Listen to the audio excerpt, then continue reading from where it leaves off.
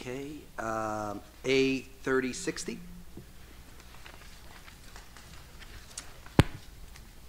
Assembly Bill, under current law, teachers, principals, and teaching staff members who hold a certificate, as well as school board secretaries, persons in clerical or secretarial positions, acquire tenure after completing three years of employment in a school district. This bill provides that persons who are hired in any of these positions or employed on or after the bill's effective date will become tenured after completing 4 years of employment in a school district. The bill also provides that in order to acquire tenure, a teacher will be required to complete a district mentorship program. In the case of a principal or vice principal or assistant principal will be required to complete a district residency program.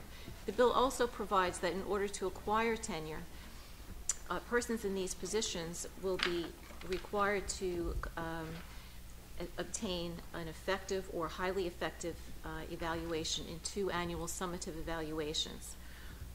The bill also, under the provisions of the bill, the Commissioner of Education will review and approve an evaluation rubric that will be developed by the school district's chief school administrator in consultation with the district's teachers, principals, assistant principals, and vice principals. The evaluation rubric will provide for 4 categories of effectiveness or ineffective. It will be ineffective, approaching effective, effective, and highly effective.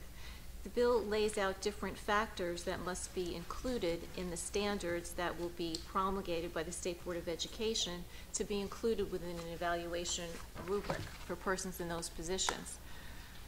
Under the provisions of the bill, in the case of a tenured teacher, principal, assistant principal, or vice principal who receives an ineffective rating on an annual summative evaluation, the district is to institute a corrective action plan developed by the certified supervisor in consultation with the employee. The employee is then required to implement this corrective action. If the employee receives a second consecutive ineffective rating in the annual summative evaluation after a corrective action plan has been implemented for a year, the appropriate administrator may file a tenure charge against the employee with the Board of Education. If a tenure charge is not filed at that point, then the employee will continue with the corrective action plan. If an employee receives a 3rd consecutive ineffective rating after a corrective action plan has been implemented for 2 years, the appropriate administrator must file a tenure charge against that employee. The bill also now amends the law to require binding arbitration for contested cases involving the dismissal or reduction in compensation of tenured employees of a school district. Those contested cases, of course, will no longer go to administrative law judge. The bill provides that the Public Employment Relations Commission will maintain a panel of arbitrators, and a case will be assigned to one of those arbitrators for the determination of that case. The bill provides that the hearing before the arbitrator will be held within 30 days of the assignment of the arbitrator to the case, and that the arbitrator will render a decision within 60 days of the start of the hearing.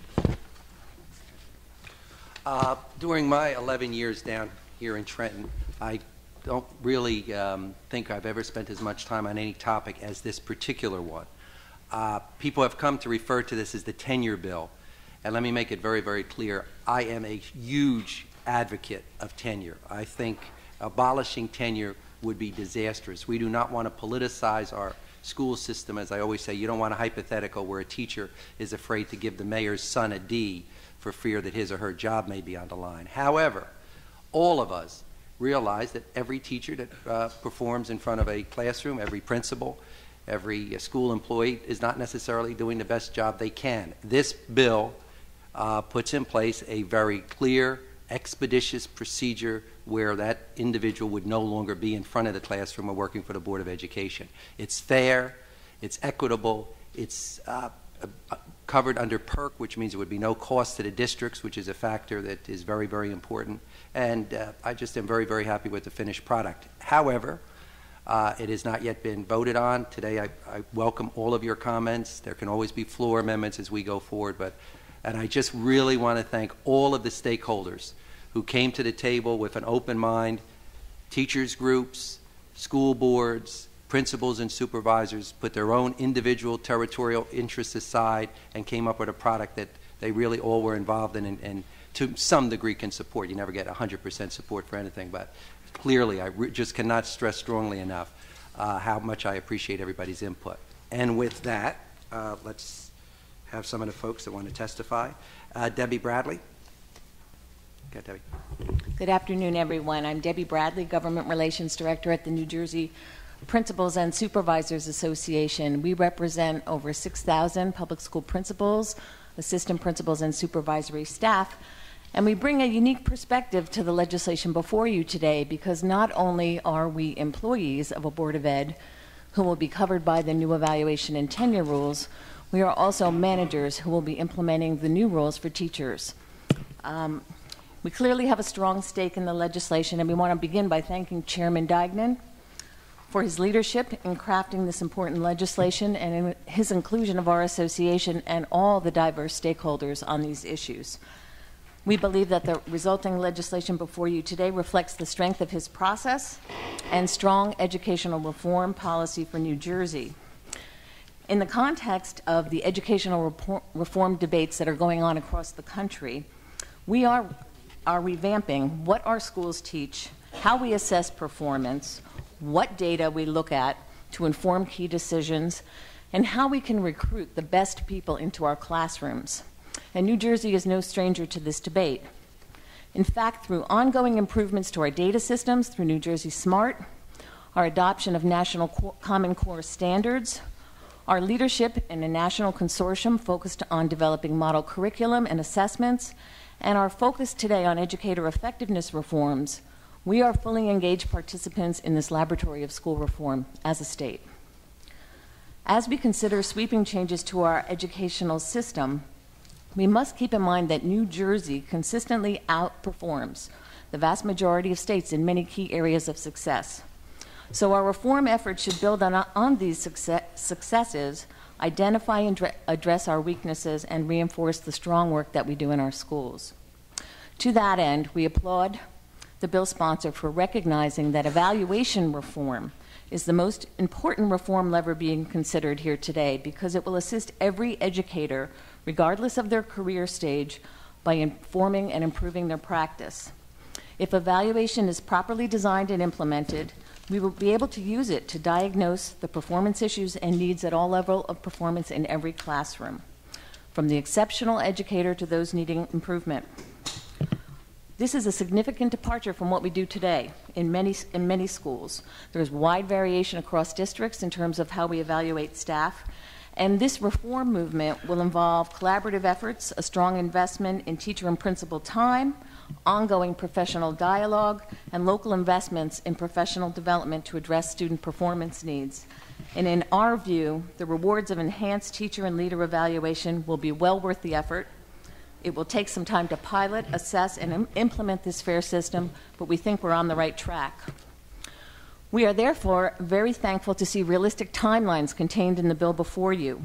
We're in a process of phasing in and piloting evaluation throughout the state, and New Jersey needs to take the time to get evaluation right, and we thank the legislature for weighing in here. What you've done in this legislation is you've included quality standards for evaluation and key components that we believe are critical to put in legislation to make sure that every district addresses them as we choose our evaluation models. I'll just highlight a few of them. First, the system will be based on two things. One is national performance standards, the best practices for both professions, teaching and principals, school leadership. The other side of that is performance data, but it's going to be based on multiple measures, and the bill requires that, and that's a basic element of fairness that should be part of the system.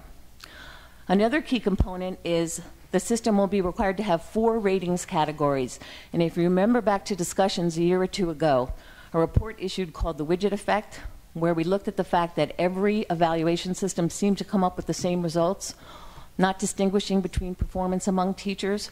Well, this bill will require that our evaluation systems do that. And why is it important? It's important so we can do 2 things. One is identify strengths and capitalize on them, use it in assignment of teachers to classrooms. We can also use it to identify areas where we need improvement. And And if improvement doesn't happen, we can use the evidence that comes from these systems to remove teachers who aren't performing to standard. The same is true for our members, the principals. Another thing this bill does is it requires increased frequency and more in-depth evaluations by principals to teachers. We think this is important, and we support that standard. Another thing the bill does, it requires us to rely on data. And data is important to inform performance evaluation, but it also says we can't go too far with data because data does have flaws, and we're in the process of major shifts in what types of tests we have, what types of courses we teach, and how we use data. So what this bill says, although data is important, it shall not be a single determining factor in deciding a teacher or a leader's rating, and that's fair. And the last part that we think is key is that the evaluation requires a linkage between the results of the evaluation and employment decisions. Should we as principals keep that teacher on the job, or should we be moving for tenure charges? And that's why this is so important. A few points to address with you, that there are some real issues about evaluation that we need to consider as we consider this bill. The first is the issue with data. As we move forward, we have to be honest about the efficacy and the availability of the data that is accessible to educators in our schools and classrooms. We support the development of this data, and we're moving forward along these lines. But while New Jersey plans to link student growth data to individual teachers to evaluate them in grades 4 to 8 starting in September, this growth data will not be available for 80% of New Jersey's teachers who teach in non-state tested grades or subject areas. And that's an issue we have to address in evaluation. That's why multiple measures is an important safeguard. Another safeguard this bill contains is the importance of context. An individual teacher or principal's school level, grade level, class size, their student population demographics, their community demographics, the administrative structure they work under, student mobility rates, and all of those factors may impact performance expectations and levels. We support the inclusion of context in looking at evaluation, and this bill does that.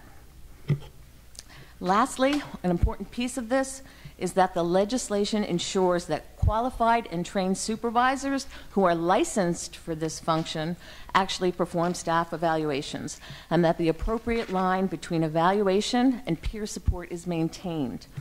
We support initiatives to help master teachers grow, mentor, and coach their colleagues, and to move the district forward. But we do believe when we come to the issue of evaluation and employment decisions, we need to have qualified, certified supervisors doing that work. We thank you for that. We also appreciate the fact that you're empowering principals in this. There's been a real shift here to make principals be empowered as instructional leaders. That means we do the evaluation of staff, we work on staff development, but we also get to recruit and hire and make important decisions about putting together our instructional team. And this bill goes a long way to help us do that. I'm going to switch over to tenure because although evaluation is key, the legislation also goes far to significantly reform the tenure process. On the attainment side, so there are some key changes, and on the prompt, efficient removal side for people who aren't performing. As Chairman Dagnan just said, our association agrees with him that tenure is a key protection for employees. It's really basic due process. It means that once you've performed for a significant period of time at the levels that are expected, you're entitled to certain basic fairness provisions in your employment. So we believe we should be retaining it. But we do support the provisions of this bill that give us more time as principals to observe and evaluate and help develop brand new teachers as they come into the classroom to see if they should be kept on into the tenure status process. So we support the provisions of this bill which extend that time period. The other part of the legislation that we think is critical is that we're revamping the tenure removal process. And what we're doing from our perspective is there currently are several bases under law as to how we could remove a teacher who wasn't performing: incapacity, inefficiency, conduct unbecoming a teacher, or other just cause. In our experience, the question of inefficiency cases has been troublesome because we've had a difficult time being able to provide the necessary evidence to prove these cases over time. So what's important is that this legislation significantly reforms the manner in which these cases will be developed, considered, and proven in court, and it links the evaluation process we just talked about to that. This has been a long time flaw of the system in our mind, and this will now make it much more responsive to us to remove teachers who aren't performing. The other piece that we wanted to mention is the fact that the inefficiency case kind of really will be handled along the basic tenets of due process. There'll be fairness in it. A teacher will be given notice of a deficiency. They'll be given a significant time period to improve, 1 year, and then after that, the principal will be empowered to move on if the teacher isn't meeting standards. We think that's fair, it meets the components of it, and then we move into an expedited process through arbitration. We want to thank Chairman Dignan for doing this, for leading the way on an important piece of legislation, and I'd be happy to answer any questions. Sure. Ralph? Yes, thank you, Mr. Chairman. You know, as someone that was in education for many years, I've noticed some of the defects in the process, and it's not tenure, and it's not the fact that it's not being done in a proper way in many cases. What's happened is that in the first 3 years, as the law presently exists, people are not being evaluated properly, and tenure is given out automatically. If the evaluations were taking place the way they should be taking place without political interference, we would probably have removed teachers that don't belong in the system. Any principal that's worth their weight in gold, okay, because some of them are very difficult jobs that they hold, will be able to tell if a teacher's worthwhile keeping. It doesn't take 3 years. And I'm sure that with this extension, it gives us a little more room. But the idea is, at that level, at the beginning level, the professional development, the help that teachers need, the scrutiny that has to take place in the beginning of their career should take place. And that's why we're stuck with teachers that don't belong. Because it's, in many cases, in many situations, it's given automatically. And I want to commend the sponsor for involving all of the key players, the administrators, teachers, et cetera, in developing you know, a new system. Hopefully this will do something in terms of reform. But I still want to make mention, the fact is that when you talk about evaluation, what kind of an instrument is going to be developed that's going to have everybody's stamp of approval on it? In other words, we're leaving this to people in the district to do this. But I also believe, along with that, that the administrator, the certified administrator, is going to need some additional professional development in terms of evaluating people, so that there is a fair and open approach to this. You know, we can go on and on about this, but you as an administrator should understand what I'm talking about. You know, that's a piece of paper that lays on someone's desk, and they go in and fill out all the blanks and write the right things in year after year after year. At that, and the fact is that they're not being backed up. A lot of administrators are not being backed up by their boards and by, you know, other influences. So we've got to build back into the system more confidence, regardless of how this turns out, to give people the actual courage to actually document why somebody is not performing, and also give them the incentive to help those individuals. Now, how do you think this legislation is going to do that? That's what I'm looking for from you. Well, what's going on is really the focus that I mentioned on evaluation. There will be a state-approved process for every evaluation system that's been chosen. And in fact, right now, the State Department of Ed has identified certain approved models, evaluation models developed by different researchers that are linked to these standards, professional practice, as well as performance measures that are fair and valid. That's fine, but that's going to be mandated down to the local district. What's going to happen from the local district in terms From the of local district, there's a process involved where there is required for these models, as well as separately by the state, that there be extensive training of the administrators who are involved in doing this. There are actual increased requirements for how often principals have to go in and observe a teacher, meet with the teacher about the performance, and respond. There are, in this bill, that increases the time period from, I think, 1 to 2 for tenured people and up to 4 for non-tenured. But within the model itself, it requires a lot more interaction, and we're held accountable. The evaluation system for principals holds us directly accountable for how we do this work. And I really think it's remarkable that this suggestion has been made about an arbitrator. Assemblyman, I really commend you on that, because it really takes out of the local subjectivity about an individual, and it gives other people a look at that evaluation process so that we can get a fair outcome, because that's what everybody really wants, to be treated fairly. Exactly. And the fact that we're under attack, public education is being scrutinized from every angle. We need to put more fairness back in the system so that people want to come into the profession. So I'll end that at that point. Thank you. Thank you. Connie? Yes, I also would like to commend the sponsor. This is a great job, and I think it says that one solution does not fit all, which is good, because, when I'm listening to my local districts, they want a little bit more of a say in that evaluation procedure. If there is one concern that I'm hearing from principals, it's that due to cuts in staffing, that they're afraid they won't be able to do all of these observations and evaluations because their staff has been cut. How will we handle this? That's a significant concern for our members. In the recent round of budget cuts the last few years, I think we've lost about 12% of supervisory staff across the state. So we are concerned. Some districts are addressing that by hiring supervisors and budgeting for those pieces. Others are working very long hours. The ones in the pilot districts are stepping up to the plate and working long hours to do it. But I do think it's a very legitimate issue that has to be addressed. But where we don't want to compromise is by not having certified licensed people who've been trained to do this work doing it. So I think there are open discussions. There's a pilot program going on where they're considering other options in terms of how to do that, but it's a legitimate issue. Through the chair, just one more question. Am I right that there's a cap on administrative salaries or administrative budget within the budget that can only go to a certain percentage within the budget, can be for administrative costs? There is a limit on administrative costs in the budgeting process, yes. We may have to revisit that question. Okay, thank you. Anybody else? Okay, Thank you. thank you. Judy Savage, New Jersey Council of County Vocational Schools.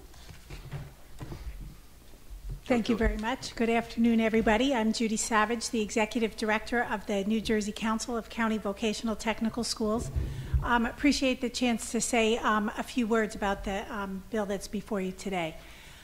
This is a really important discussion. Quality instruction is absolutely fundamental to student success, both in an academic and in a career technical setting. We share the goal of the chairman and the committee of ensuring that New Jersey law supports quality teaching through a fair system for educator evaluation and a fair mechanism to improve or remove those who are deemed to be consistently poor performers. There are a lot of key elements in this bill that we support as a very positive step towards improving the tenure laws. Some of the clear positive things for us are a clear connection between an enhanced evaluation and earning and retaining tenure, a corrective action plan to help poor performers improve, standards for evaluation that do give districts some flexibility in either the design of a local model or the option to select a commercial or a state model, sufficient time to develop, adopt, and pilot a model, an enhanced role of school principals without undermining the authority of the superintendent and the board, a reasonable number of evaluations to be conducted by appropriately certified staff, equal applicability to all staff members, and the requirement that the state will support the costs that are attached to this. This has been an issue that has everybody's acknowledged the need to dive into it for a long time, and we are really encouraged to see the legislature focusing on this in a very substantive way. And we hope that the legislature is going to come together on this or another proposal that provides a mechanism to remove the poor performers and tie evaluation to the process. The discussion is very, very positive. And we think A3060 meets the goals of what we're hoping to see come out of this. So thank you very much to the chairman and to the committee members for your leadership. Thanks. Questions? While Judy is here, I'm going to use this opportunity. Our vocational schools in New Jersey, and I say this every time I get a chance, are really the hidden jewel of our state. They serve their mission. I just recently visited the Middlesex County Vocational School. 85% of the graduating kids get a job in the specific area that they were trained in. That's remarkable in this economy. And now what, about 50% go on to college, right? Yeah, as much as 70%. Yeah.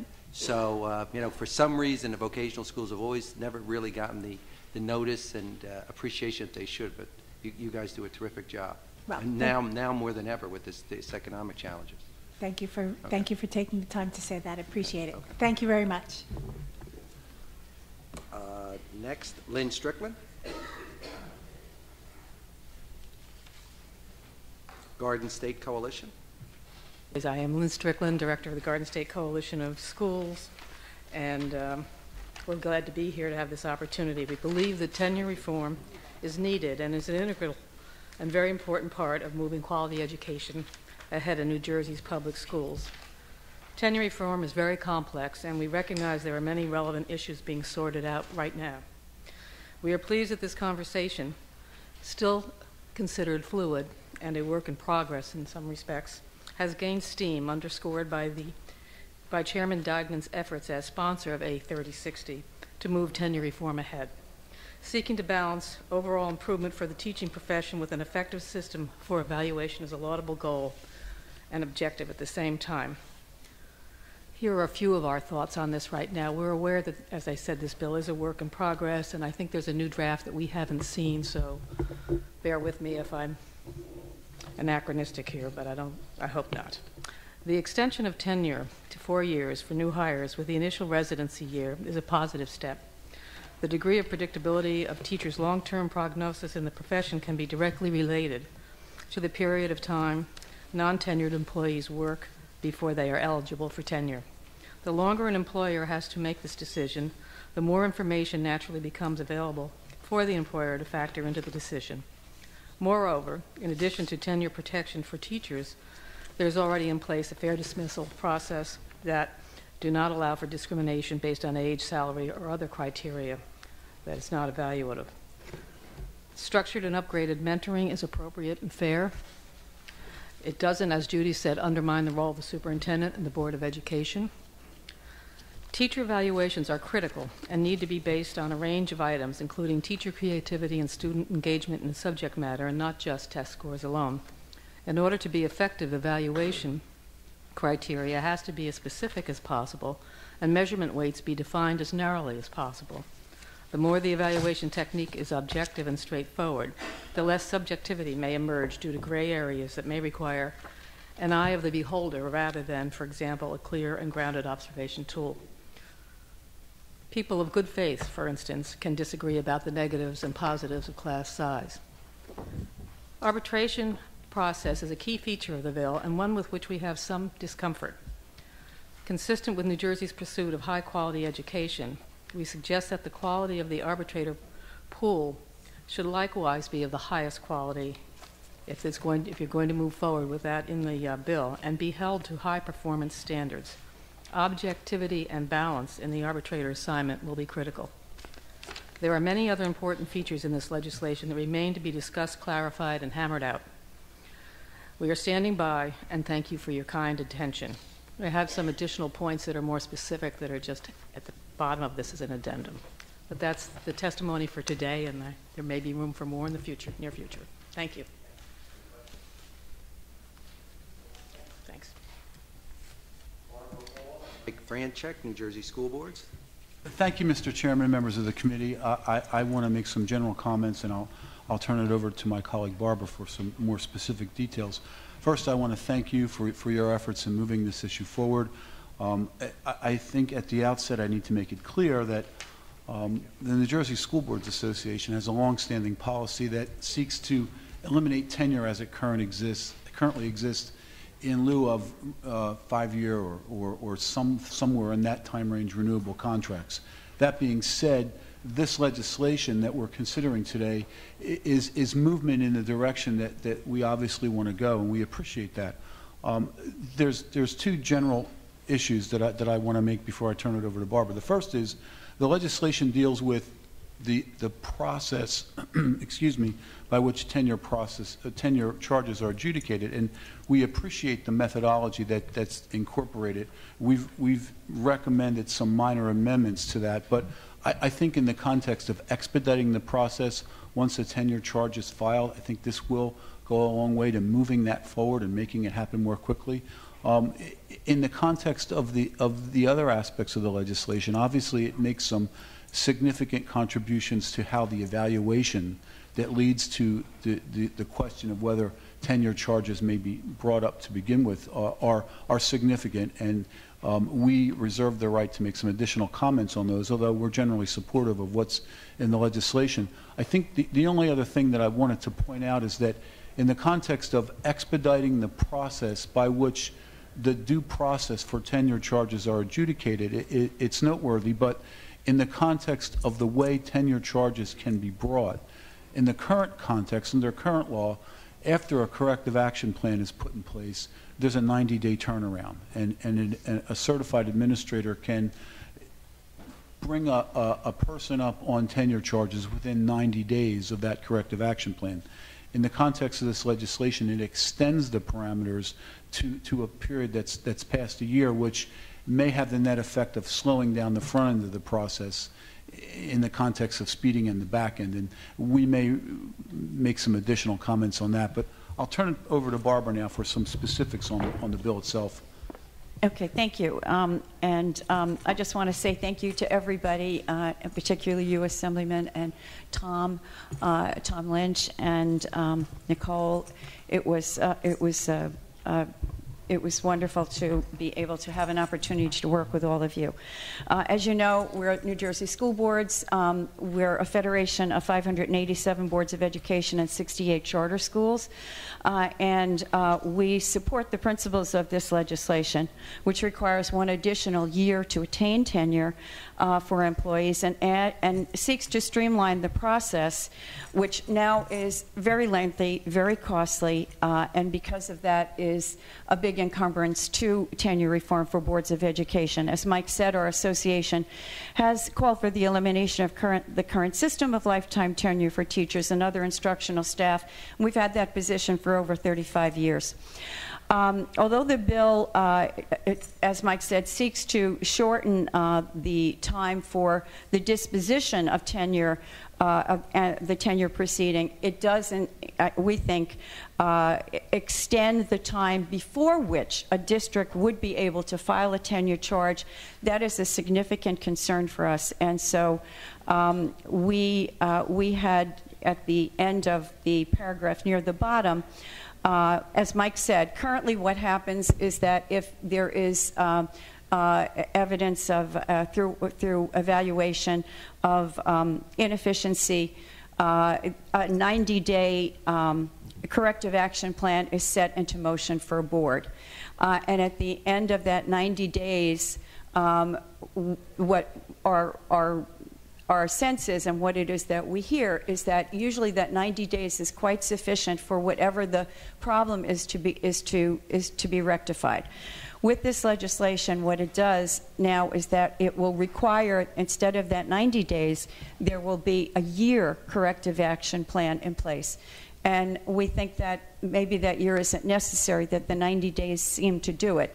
Because the problem is that at the end of the 90 days, if the inefficiency is addressed, that's fine. If it isn't, there's the opportunity for the administrator to recommend to the board to file tenure charges. But in this case, a whole year would have to go by before that could take place.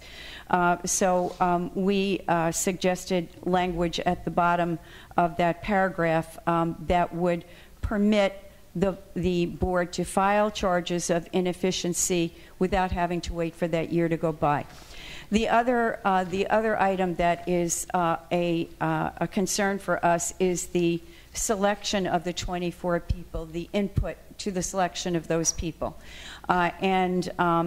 We believe actually that there could be a kind of divide the process almost, so that there would be one for the same process, but different number of arbitrators from which to select in order for the proceedings to be decided. We had suggested that there be 10 selections from the NJEA and 10 from school boards if the issue is for a tenure proceedings for teachers. If it has to do with tenure proceedings concerning principals, then there could be 4 selections from principals and supervisors and 4 from our association.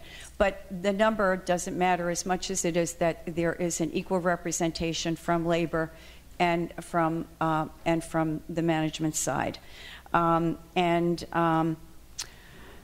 As Mike said, I think that there are probably other sections of the bill with regard to the standards part that we would be able to take a closer look at when we had a little bit more time after getting the final product this morning, and then provide you with those comments, Assemblyman, and everyone. We would certainly provide it to everyone on the committee.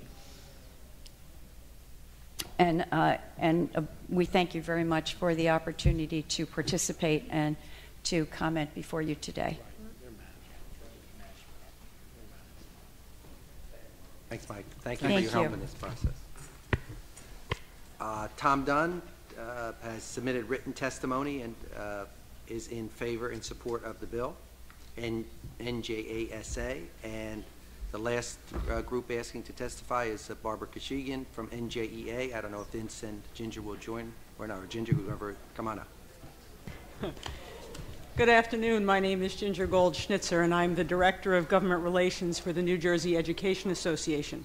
I am pleased to be here today with our President, Barbara Kashigian, and our Executive Director, Vince Giordano, and we'll be here to support the bill. But before I turn it over to Barbara for our testimony, I would just like to take a moment to thank the legislature for its work on tenure reform.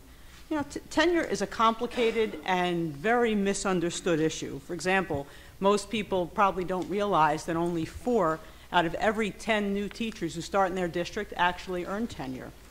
And as complicated and misunderstood an issue as this is, Chairman Deignan, both you and Senator Ruiz in the other House have approached this issue with great passion, commitment, and attention to detail. And for that, we are very grateful. Our conversations with both houses have been open and thoughtful and have involved lots of stakeholders. And because of that, I am confident that our collective efforts will result in strong public policy. And with that, I'm pleased to introduce our President, Barbara Kashigian. Thank you, Ginger, and good afternoon, Chairman Deignan and members of the Assembly Ed Committee, and thank you for this opportunity to testify before you today. NJEA represents 200,000 school employees across this state, and I'd like to begin my testimony with a quote from a Star Ledger op-ed piece that I wrote last year.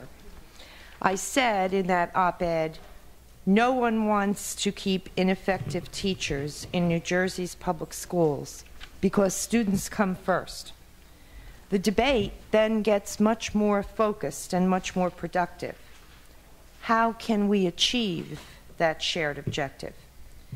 NJEA is supporting the tenure reform bill introduced by Assemblyman Deignan because we believe that it strikes a fair and reasonable balance between the rights of school employees and the students that they serve.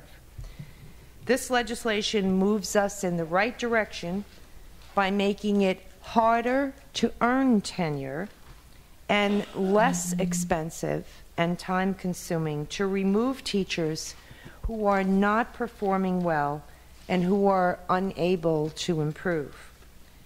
At the same time, it preserves the just cause and due process rights of our members while protecting the interests of the students that they teach.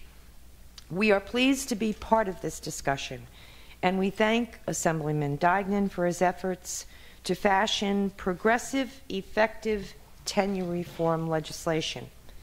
This legislation removes tenure cases from the courts and puts them in front of arbitrators.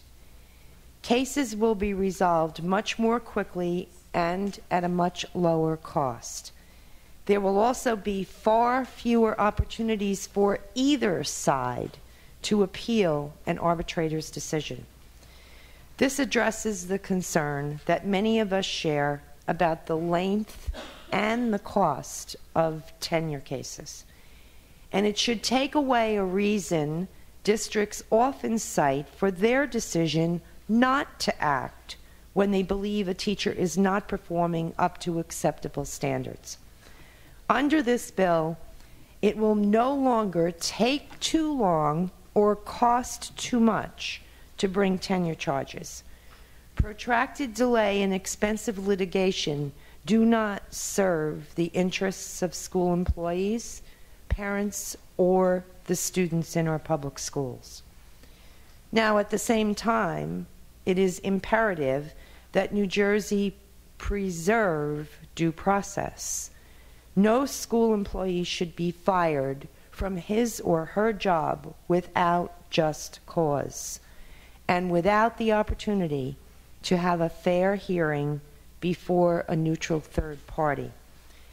Anything less would not only deny teachers the fundamental fairness they deserve when facing dismissal charges, but would also allow undue political influence over employment decisions in our schools.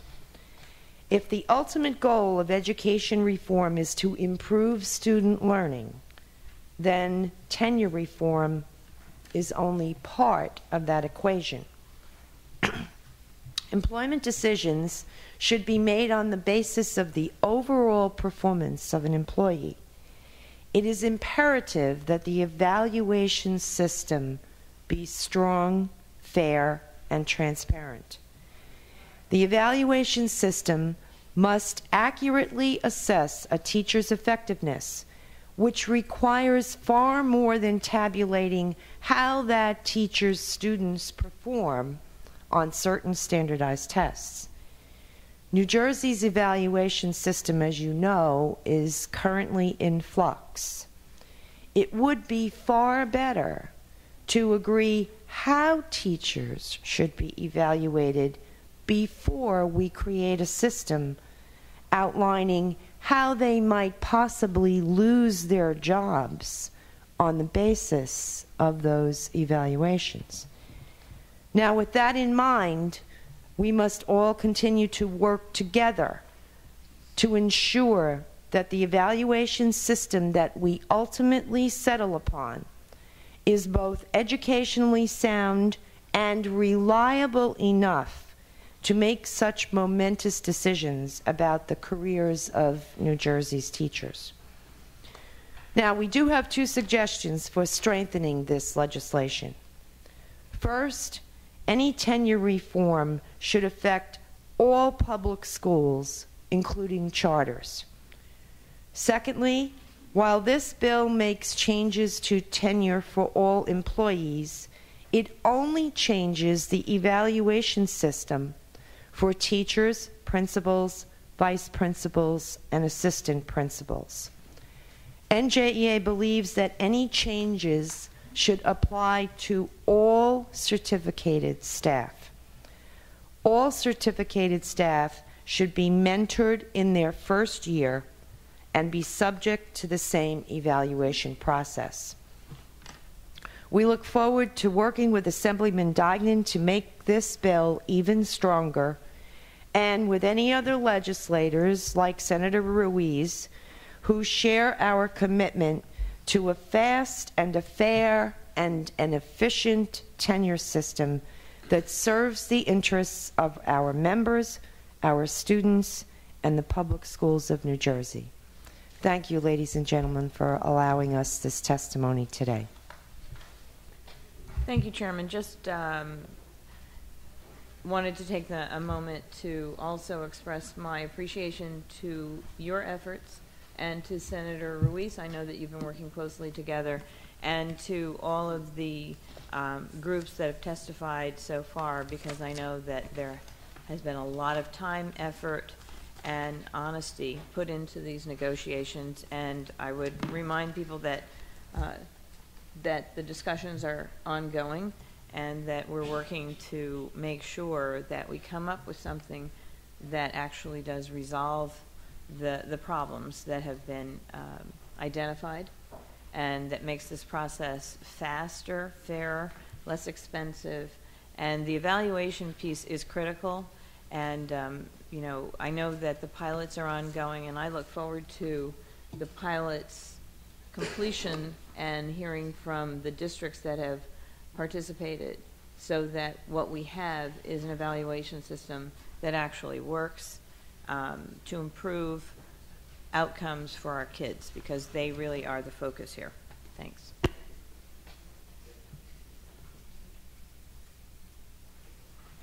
Yes, I'd like to thank the chairman and also the people who testified today. After years and years of discussions, we should, now we're finally moving forward. And I do appreciate the comments that have been made today. And I also want to thank Assemblyman Coutinho and Senator Ruiz, and also Senator Carrillos and Congressman, I'm sorry, not Congressman, Assemblyman Weber, who also have proposed tenure bills. Each of these proposals has different aspects, different ways to focus on specific areas of concern to all of you.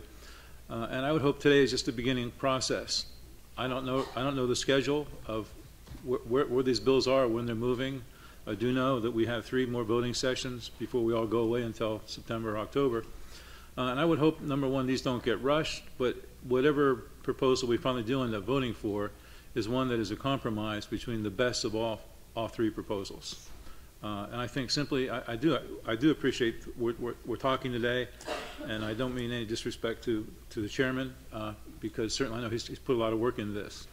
But in the last year, being a member of the minority, all I've heard about is Senator Ruiz's bill, and Assemblyman Coutinho's bill.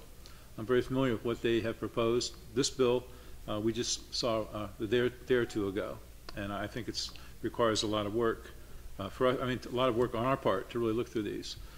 So again, I want to congratulate the chairman and let him say I think all of us Republicans are prepared to work together with our Democratic colleagues. But I think we really have to look at the best of all 3 proposals before we come to the final conclusion. Thank you. DeCroche. Abstain. Assemblyman Romana. Abstain. Assemblyman Wolf. Abstain. Assemblywoman Wagner. Yes. Assemblyman Moriarty. Yes. Assemblywoman Jimenez. Yes. Assemblyman Caputo. Yes. Assemblywoman Jacey. Yes. Assemblywoman Watson Coleman. Yes. Assemblyman Diagnan. Yes. Thank you. Really appreciate everybody's input. As members have pointed out, this is a work in progress. And I just want to point out something else. There's no such thing as the last bill that's ever going to be signed into law in the state of New Jersey. And if you look for absolute perfection, you'll never get anything done. I just think that we really have moved the ball forward here. Let's get on the right path, and if adjustments are needed down the road, we can always address it at that time. But again, I want to thank really everybody for all of their help in this process.